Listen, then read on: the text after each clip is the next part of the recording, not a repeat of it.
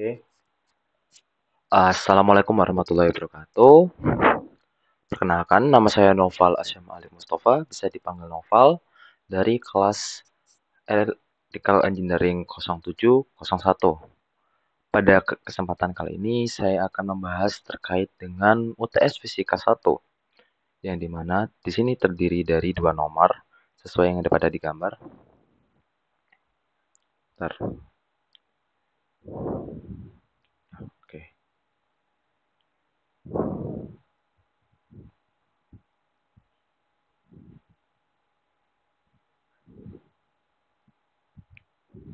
Oke. Di sini saya akan membahas terkait dengan UTS Fisika 1, yakni terdapat dua soal. Yang pertama, dalam sebuah simulasi perang 10 November, robot dari tim Telkom University Surabaya yang berada pada kaki bukit mendeteksi adanya musuh di atas bukit dengan kemiringan 37 derajat pada ketinggian 1.200 meter dari tempat itu. Dari tempat itu, musuh kemudian menembakkan rudal A yang bergerak dengan kecepatan dengan persamaan V 20I min 5T kuadrat J meter per second.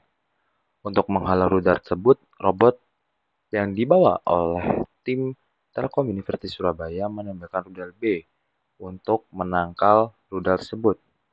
Maka di sini kita harus menentukan yang pertama, gambar ilustrasi kasus tersebut. Yang kedua, persamaan posisi dari tembakan rudal A. Dan yang ketiga adalah bersamaan posisi dari rudal B agar bisa mengenai rudal A, serta waktu dan posisi tertembaknya rudal A oleh rudal B. Di sini saya mencoba menyelesaikan dengan penyelesaian saya. Yang pertama, ilustrasi. Di sini, ketinggian bukit mencapai 1.200 meter dari ketinggian permukaan laut. Ini kita anggap sebuah bukit ya. Di sini anggap aja kita ketinggian permukaan laut yang seringkali bukit itu ketinggiannya berdasarkan permukaan laut. Anggap aja itu. Nah, di sini adalah posisi dari tim itu sendiri. Nah, di sini ada posisi tim musuh yang tepat berada di atas bukit. Nah, di sini diketahui kemiringan dari bukit posisi tim Telkom University Surabaya sendiri terhadap melihat posisi musuh dengan kemiringan bukit yakni 37 derajat. Nah, tim musuh menembakkan rudal. Rudal ini ditembakkan dengan kecepatan 20I min 5T kuadrat J meter per second. 20I ini adalah dalam vektor X dengan berdasarkan sumbu X, yakni posisi rudal berdasarkan sumbu X, dan 5 ini adalah posisi dalam sumbu Y. Nah, dalam kasus ini, rudal memiliki kecepatan 20I min 5J. Minus dalam artian di sini adalah rudal bergerak ke bawah. Nah, jadi berikut ini adalah ilustrasi dari permasalahan tersebut. Dan yang kedua adalah persamaan posisi rudal A, di mana di sini yang diketahui adalah kecepatan rudal A. Nah, untuk mengetahui posisi rudal A dari waktu ke waktu, yang dimana di sini waktu rudal itu masih belum diketahui. Nah, oleh karena itu kita perlu menggunakan rumus integral kecepatan A untuk mendapatkan fungsi, posisi, dan berdasarkan waktu dengan kecepatannya juga. V A berdasarkan waktu. Nah, di sini kita harus mengintegralkan yang pertama adalah posisi sumbu X. Nah, integral 20 dt, di sini diketahui sumbu X adalah 20, kita masukkan 20, dt, dt ini adalah posisi awal dari rudal tersebut ditembakkan. Maka jadinya seperti ini. 20 dikali T. T-nya sini kan tidak diketahui. Oleh karena itu kita biarkan saja. Karena yang dicari adalah persamaan. 20T plus X0. Nah, karena di sini adalah kita anggap posisi dari tembakan tim musuh ini. Kita hapus saja. Nah, kita posisi tembakan musuh ini. Dia titik awalnya adalah 0. Kita anggapnya itu adalah 0 sebagai titik utama musuh dari apabila kita mencari persamaan rudal A. X adalah 0, titik T ini kurang lebih. X ini 0, Y. Nah, seperti itu. Posisi X adalah 0. Seperti ini. Nah, kemudian maka didapatkan rumus pada sumbu X yaitu 20 kali T. Nah, kemudian kita mencari komponen Y atau komponen vertikal dengan rumus yang sama, yaitu min 5T kuadrat dt. Nah, di sini negatif 5-nya itu kita integralkan menjadi negatif 5 per 3 kali T pangkat 3 plus Y0. Di mana Y0 di sini kita ketahui ya, ini posisi titik tertinggi musuh di sini itu setinggi 120 meter.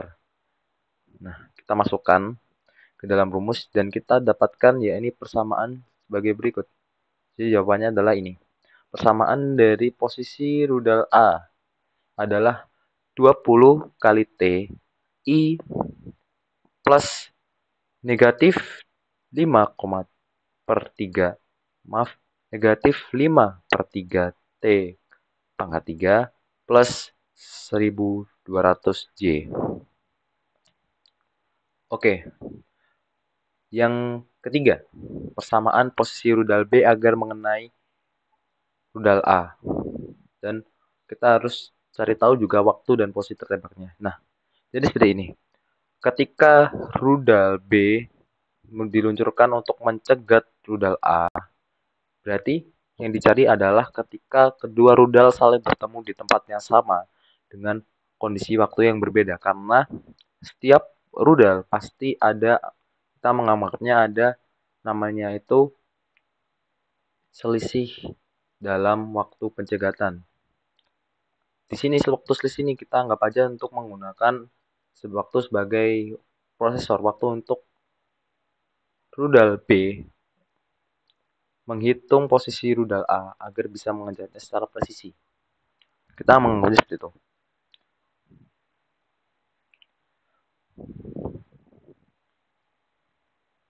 Nah,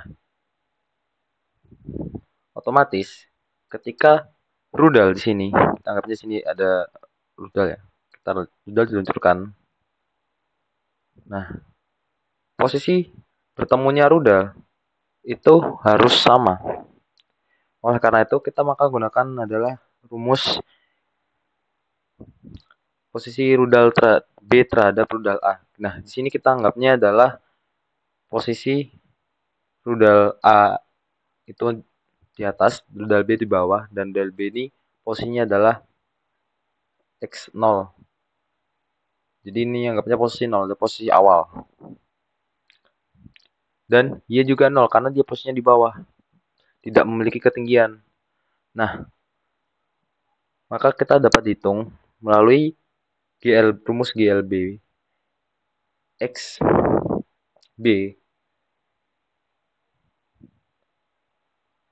dengan T sama dengan V kali T. Vx kali T. Dan Y juga sama. Y kali T negatif 1/2 G kali T kuadrat. Kenapa G kali T kuadrat? Karena di sini bentuk dari tempat di mana masalah terjadi adalah memiliki bentuk segitiga. Oleh karena itu kita gunakan rumus ini. Kita hitung juga gravitasi, kini kita anggap 10 meter per second kuadrat. Nah, kemudian, wah ini sama-sama hijau nih. Merah.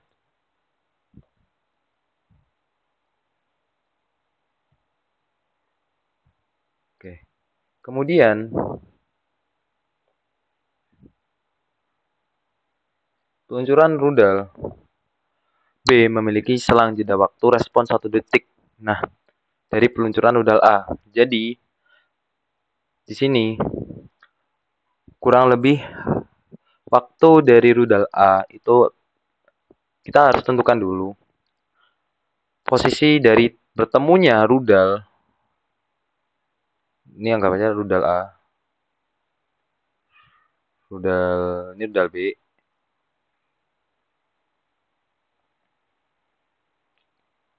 Ini rudal A. Allahu Akbar.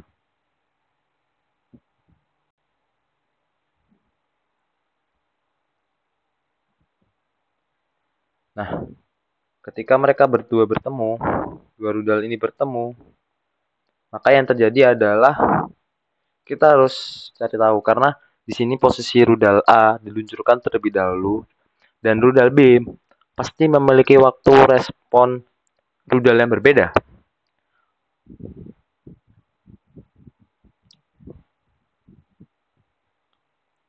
Nah, oleh karena itu di sini rudal A dan rudal B kita harus mengestimasikan waktu ketika mereka bertabrakan. Jadi di sini saya menentukan untuk waktu rudal A bertabrakan setelah 3 detik dari peluncuran. Sedangkan rudal B itu memiliki waktu 1,5 detik setelah peluncuran. Jadi keduanya memiliki selang waktu 1,5 detik. Dan waktu 1,5 detik adalah waktu di mana komputer memproses posisi dari rudal A agar bisa dijegat oleh rudal B. Nah, di mana berdasarkan hal tersebut, rudal B harus bergerak sejajar dengan rudal A secara horizontal agar memiliki posisi yang sama. Yakni di sini, posisi horizontal dari rudal tersebut adalah 20T. Ini negatif 2.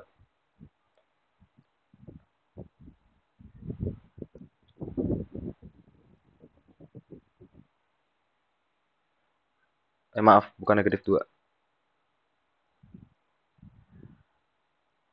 Adalah T. Nah, 20 dalam kurung T. Dan posisi rudal A saat bertabrakan yakni bisa dicari dengan rumus berikut. X kita masukkan waktu yang kita telah tentukan tadi yakni 3 waktu rudal bertabrakan setelah peluncuran yaitu 3 detik. Kita masukkan dalam rumus 20 kali 3 sama dengan 60i. Nah, kemudian kita cari juga X, ini Y.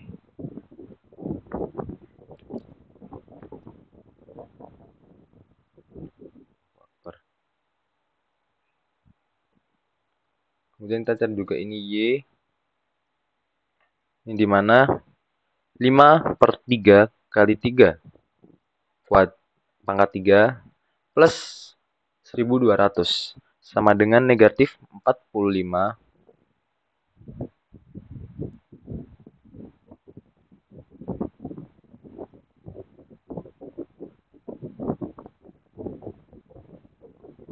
Y. Ini Y A.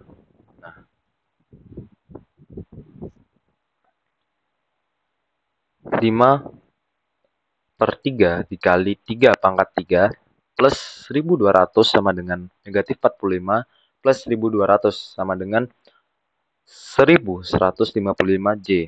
Nah, di sini didapatkan bahwa posisi rudal A ketika bertabrakan adalah 60 I plus 1155 J. Nah, di mana posisi ini, posisi J atau posisi vertikal, itu masih di bawah dari posisi atau ketinggian dari bukit, yaitu 1200 yang telah diketahui di atas ya, 1200. Nah, seperti itu. Nah, setelah kita dapatkan, maka kita bisa mencari kecepatan horizontalnya. Kita masukkan saja rumusnya sekian. V, B kecepatan dari B, rudal B, yakni 60, kecepatan X ya, 60 berdasarkan waktu bertabrakan kan yang jelas sama kan, berarti posisinya sama. Jadi kita gunakan saja 10 dan waktu bertabrakan atau selang waktu dari peluncuran. Nah, ini yang berbeda. Waktu selang dari peluncuran yakni memiliki waktu 1,5.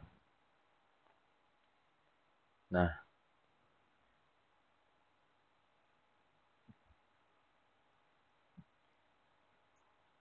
maka didapatkan hasil 40 meter per second. Kecepatan vertikal, yakni kita langsung masukkan saja posisinya juga sama ya, 155. Nah, kita masukkan juga waktunya, kita dapatkan hasil 770. Nah, berdasarkan hal tersebut maka dapat disimpulkan bahwasanya posisi rudal B yakni adalah 40 T dengan persamaannya 40 T I plus 770 T J dengan posisi bertabrakan yakni 60 I 1155 J. Nah, nomor 2 penyelesaian. Nah, kita selanjutnya adalah menjawab dengan pertanyaan nomor 2. Nah, pertanyaan nomor 2 adalah di sini nomor 2 ditanyakan adalah seorang mahasiswa Telkom Universitas Surabaya dengan berat 600 Newton mempunyai hobi bermain ski. Ketika liburan, dia pun bermain ski dengan menaiki bukit salju dengan menggunakan pelontar karet yang memiliki besar gaya ini sebesar F sama dengan 20.000 kali Newton pada kaki bukit dengan arah mendatar. Setelah meluncur pada bidang es mendatar yang licin sempurna, dia pun menaiki bukit di mana besar kecepatannya tidak berubah saat transisi dari bidang es mendatar ke bukit salju. Mahasiswa tersebut bisa menaiki bukit salju hingga ketinggian 30 meter sebelum akhirnya diam. Apabila bukit tersebut memiliki ketinggian 37 derajat, koefisien gerak statis 0,2 dan koefisien gerak kinetis adalah 0,1 dan gravitasi adalah 10 meter per second kuadrat, maka tentukan yang pertama adalah gambar ilustrasi kasus tersebut dan diagram gayanya masing-masing lokasi. B. Kecepatan mahasiswa tersebut saat meluncur pada bidang datar. Dan C. Panjang penekanan pegas yang dilakukan mahasiswa tersebut pada pelontar karet mula-mula. Jadi seperti ini. Oke, kita coba selesaikan ya di sini. Penyelesaian. Kita buat ilustrasinya dulu yang pertama. Okay. Di sini, ini adalah pegasnya, pelontar.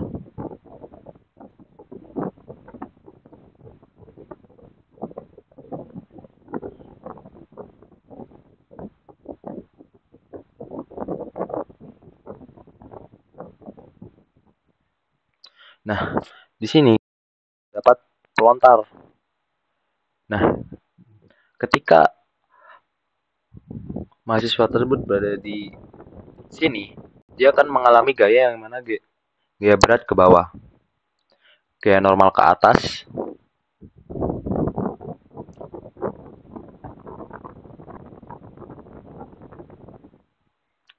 nah pegas atau karet, ketapel karet yang digunakan menyebabkan gaya kinetik ke depan.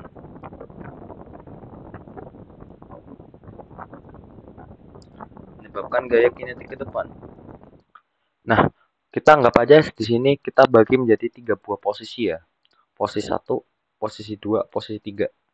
Jika di atas bukit yang nanti akan dibahas. Nah, ini adalah gaya pegas yang terjadi pada ketapel karetnya tadi. Nah, ketika mahasiswa tersebut bergerak di sana tadi, maka gaya gesek tidak mempengaruhi. Jadi, intinya kecepatannya adalah konstan. Atau bisa dibilang yang terjadi adalah GLB.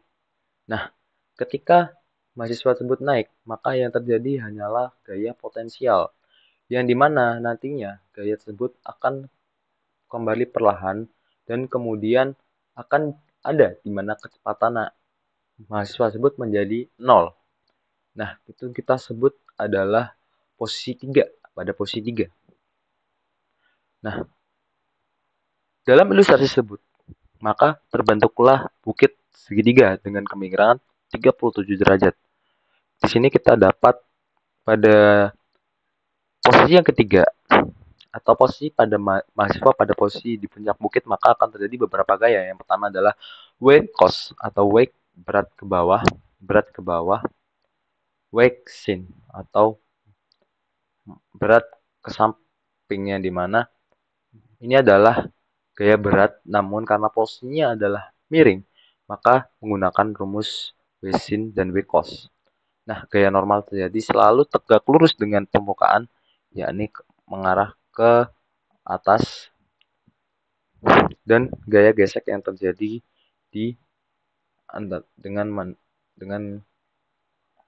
mahasiswa dengan ininya antai. Dan ini adalah gaya gesek ini berdasarkan keterangan dari pertanyaan, gaya gesek ini tidak mempengaruhi, bahkan yang mempengaruhi hanyalah potensialnya saja. Maka di sini kita harus cari tahu jarak antara posisi 2 dan posisi ketiga atau transisi ketika bidang datar ke bidang miring. Kita bisa menggunakan rumus sin 37. Yang dimana di sini adalah ketinggian bukit sudah diketahui sebesar 30 meter. Nah, kita masukkan saja 37 derajat sama dengan 3 per 5. Y ini adalah ketinggian vertikal 30 meter. Kita masukkan sama dengan 30 per R sama dengan 3 per 5. R sama dengan 50 meter. Jadi jarak yang ditempuh dari posisi 2 ke 3 adalah 50 meter. Nah, kecepatan pada bidang datar. Diketahui mahasiswa memiliki berat sebesar 600 newton. Nah, 600 newton ini kita konversikan terlebih dahulu terhadap kilogram. Yang di sini di mana 600 dibagi 10 sama dengan 60 kg. Nah, gaya pada pelontar yang terdapat di sini adalah 20.000 X dengan tinggi bukit 30 meter, theta 37 derajat, dan gravitasi 10. Koefisien gaya gesek 0,2, 0,2, koefisien gaya kinetis 0,1. Nah, energi potensial pada puncak bukit. Di sini kita harus cari terlebih dahulu energi potensial yang terjadi ketika mahasiswa tersebut berada pada puncak bukit. Di sini kita menggunakan rumus yaitu PE M atau massa dikali G gravitasi, H height tinggi. Di sini maka kita tinggal masukkan aja, semuanya sudah diketahui, 60 kali 10 kali 30 yang didapatkan adalah 18.000 Joule. Nah, 18.000 Joule. Energi kinetis pada bidang datar. Nah, kita juga harus mencari tahu dulu energi kinetis pada bidang datar.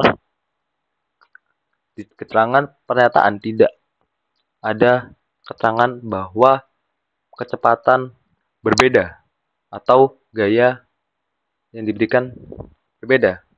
Kita harus garis bawah dulu ya. Sini. Lentur sempurna. Dia menaiki bukit di mana kecepatannya tidak berubah saat tas dari bidang es, datar, dan ke bukit salju. Berarti kecepatannya adalah konstan. Nah, oleh karena itu, energi yang dihasilkan ketika gaya konstan itu adalah sama. Maka kita berdasarkan rumus kinetis, maka kita bisa mendapatkan kecepatannya. Nah, kecepatannya ini adalah 1/2 mv kuadrat sama dengan 18.000 joule. V kuadrat sama dengan M-nya tadi kita sudah diketahui.